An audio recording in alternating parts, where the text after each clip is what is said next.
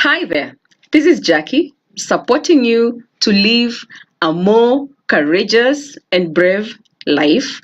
And also, for those of us in step family units, I am here to support you to build emotionally balanced step family units.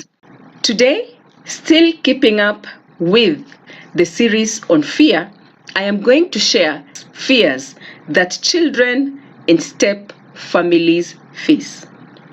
This is very important because as a bio parent or a step parent, when you understand these fears, it's easy for you to empathize with the children in your step family, and it is also easy for you to find the correct strategies to build better connections with these children, and also it will be simpler for you to find ways to support these children in our step families.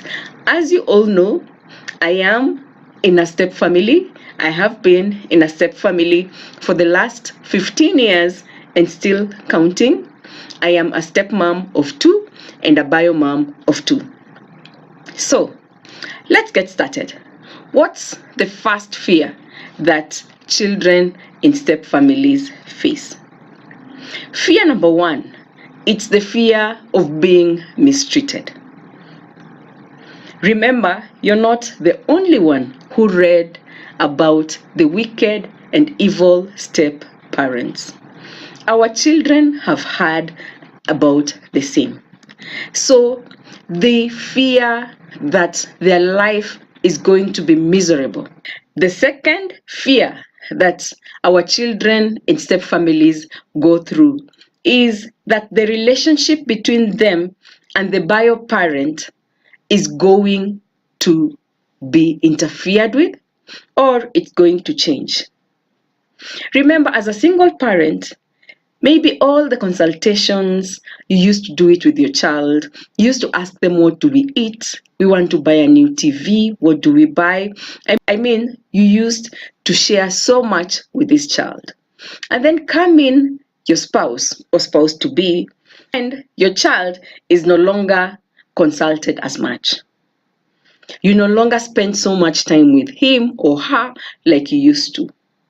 So, one of the fears that our children go through is that this new person in my parents' life has come to replace me, and I will no longer be as important in my parents' life as I was. Third fear that our children go through in step families is their position in the family is threatened. A child who was an only child may end up acquiring other siblings, especially if the step parent is coming with kids too. And this child may end up being a middle child, which is a position he may not or she may not know how to navigate. So they wonder, what is my position in the family going to be? Fear number 4 is, what will I tell my peers?